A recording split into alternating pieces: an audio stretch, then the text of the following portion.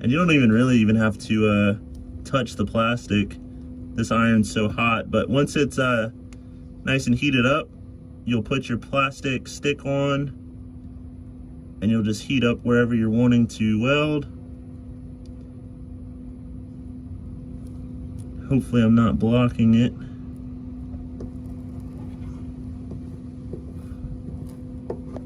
And you see how that just kind of melts in.